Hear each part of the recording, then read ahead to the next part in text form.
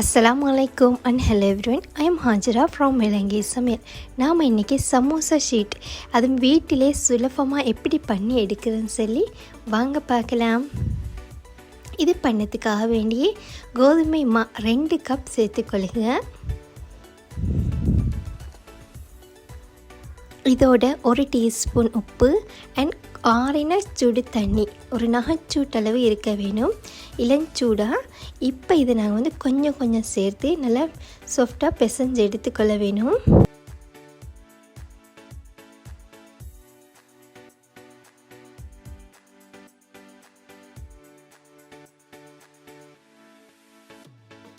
இப்போ இதை நல்லா பிசைஞ்சு எடுத்ததுக்கப்புறமா இது போல் நல்லா சாஃப்டாக இப்போ இதுக்கு நாங்கள் லேசாக கோதுமை மாவு டஸ்ட் பண்ணி எடுத்துக்கணும். இது போல் இப்போ டஸ்ட் பண்ணி எடுத்ததுக்கப்புறமா நாங்கள் இதை கவர் பண்ணி ஒரு 1/2 hour வைக்க வேணும். இப்போ எகெயின் 1/2 hour கழித்து நாங்கள் ஓப்பன் பண்ணி எடுத்துக்கொள்ள வேணும் மாவை. பேக்கிங் ஏரியாவில் இது மாதிரி மாவை டஸ்ட் பண்ணி எடுத்துக்கோங்க. இப்போ இதில் நாங்கள் மாவை வைக்க வேணும். மாவு வச்சதுக்கப்புறமா இது போல் கையால் லேசாக விரித்து எடுத்துக்கொள்ளணும். அதுக்கப்புறமா இது மாதிரி 2ஆக கட் பண்ணி எடுத்துக்கொள்ளணும். கட் பண்ணி எடுத்த மாவு ஒரு பீஸ் எடுத்து இது போல் ரோல் பண்ணி எடுத்துக்கொள்ளணும்.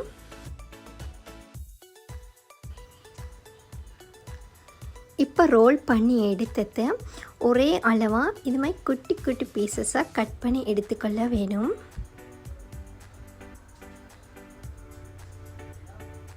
இது போல் நான் குட்டி குட்டி பீசஸாக ஒரே அளவாக 2 மாவையும் கட் பண்ணி எடுத்துக்கொண்டேன். மொத்தம் நான் 15 உருண்டையாக கட் பண்ணி எடுத்துக்கொண்டேன். இப்போ இதை கையால் இது மாதிரி எகெயின் உருண்டை பண்ணி எடுத்துக்கொள்ளணும். இது போல் இப்போ உருண்டை பண்ணி எடுத்ததை இப்படி கவர் பண்ணி ஒரு 10 நிமிஷம் வைக்க வேணும். இப்போ ஒரு ஆயில் பேப்பரில் 4ஆக மடித்து அதை எகெயின் மடித்து நாங்கள் எந்த பேனில் பண்ணுறோமோ அந்த அளவாக இதை கட் பண்ணி எடுத்துக்கொள்ள வேணும். இது போல் இப்போ இதை கட் பண்ணி எடுத்ததை பாருங்கள். இப்போ ரவுண்ட் ஷேப்பில் கட் பண்ணி எடுத்தாச்சு. இது ஆயில் பேப்பர் இருந்தால் சேர்த்துக்கோங்க, இல்லாட்டி வேணாம்.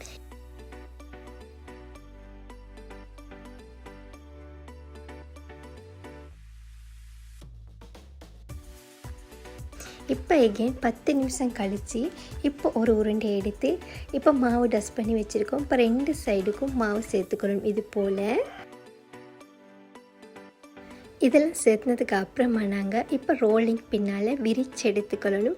குட்டி சைஸாக விரித்து எடுத்துக்கோங்க, பெருசாக விரித்து எடுத்துக்கொள்ளல. ஒரு 2-3 தடவை விரித்து எடுத்துக்கொள்ளலாம். இது போல் இந்த சைஸில் தான் மொத்தமாக நான் எல்லாம் விரித்து எடுத்துக்கொண்டதும். இப்போ இதை இந்த அளவில் தான் இருக்க வேணும். இப்போ இது போல் இருக்கிற 14 உருண்டைகளையும் நாங்கள் இது மாதிரி விரித்து எடுத்துக்கொள்ளணும். இதுக்கு மேலால் ரொட்டியை வைக்கிறேன்னா மாவு டஸ்ட் பண்ணி தான் வைக்கவும் வேணும், இல்லாட்டி எல்லா பக்கமும் ஒட்டிக்கொள்ளும். இப்போ எகெயின் இது போல் 2 பக்கத்துக்கும் மாவு சேர்த்துக்கொள்ளணும். இப்போ எகெயின் நாங்கள் இதை விரித்து எடுத்துக்கொள்ளணும். எல்லாம் ஒரே சைஸில் இது போல் விரித்து எடுத்துக்கோங்க.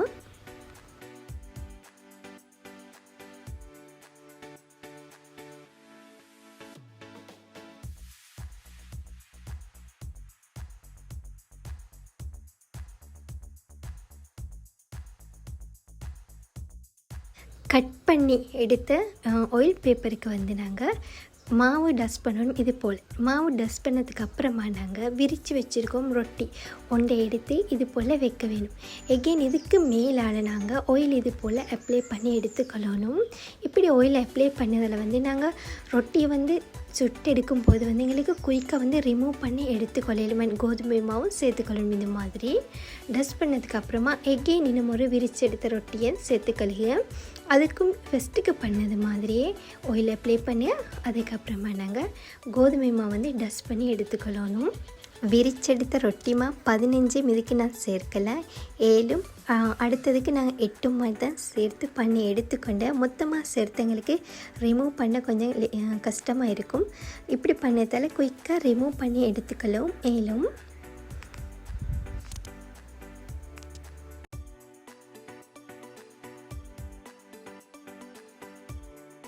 இப்போ நான் இதுக்கு மொத்தம் 7 ரொட்டி தான் சேர்த்துருக்கேன்.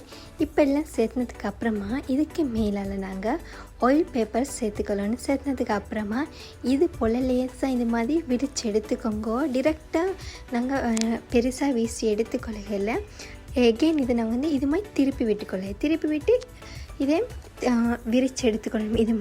இது மாதிரி திருப்பி விட்டு எகெயின் இது மாதிரி பெருசாக விரித்து எடுத்துக்கொள்ள வேணும். நான் காட்டுற மாதிரி விரித்து எடுத்துக்கோங்க. ஆயில் பேப்பர் சேர்த்தாட்டி நார்மலாக ஆயில் பேப்பர் இல்லாமல் கூட உங்களுக்கு இது மாதிரி விரித்து எடுத்துக்கொள்ளும் இயலும். இது வந்து ஐடென்டிஃபை பண்ண தான் இந்த அளவு பேண்ட் இது தான் அளவு, அதுக்கு அதே அளவுக்கு இல்லாமல் கொஞ்சம் கம்மியாக குட்டியாக பண்ணதுக்காண்டி தான் இந்த அளவை பார்த்து நான் ஆயில் பேப்பர் சேர்த்துருக்கேன். இப்போ இதை மொத்தமாக நாங்கள் விரித்து எடுத்துக்கணும். நல்லா பெருசாக விரித்து எடுத்துக்கொள்ள ஒரு அளவாக தான் விரித்து எடுத்துக்கொள்ளணும். நாங்கள் பெருசாக விரித்து எடுத்தோம்டாக்கா எங்களுக்கு ரொட்டி வந்து ரிமூவ் பண்ணி எடுத்துக்கொள்ளையில் ஒன்றோடு ஒட்டி கொண்டு தான் இருக்கும்.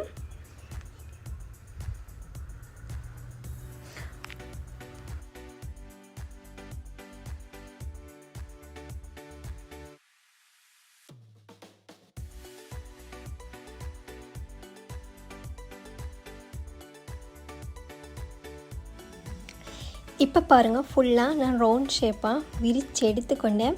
நல்லா தின்னாக விரித்து எடுத்துக்கொள்ள வேணாமேகே நான் சொல்கிறேன்.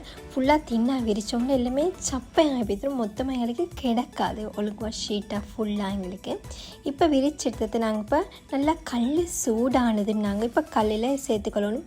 கரெக்டாக ஒரு 2 நிமிஷம் ஆச்சுலே கல்லிலேருந்து எடுத்துக்கொள்ளவும். நிறைய டைம் வைக்க தேவையில்லை, மிதமான தீயில் வைக்க வேணும். எங்களுக்கு நான்ஸ்டிக் பானுன்னு சரியில் ஏதாச்சும் ரொட்டி பண்ணுறதுல பண்ணி எடுத்துக்கொள்ளவும் எங்களுக்கு ஏலும். இப்போ பாருங்கள், நான் மறுபக்கம் திருப்பி விட்டேன். ஓரளவு கலர் மாறினதும் கோல்ட் கலரானதும் திருப்பி விட்டுக்கொண்டேன். இப்போ மறுபக்கமும் கோல்ட் கலரானதும் இப்போ இந்த 2 பக்கமும் நல்லா கோல்ட் கலராகி வந்திருக்கு லேசாக.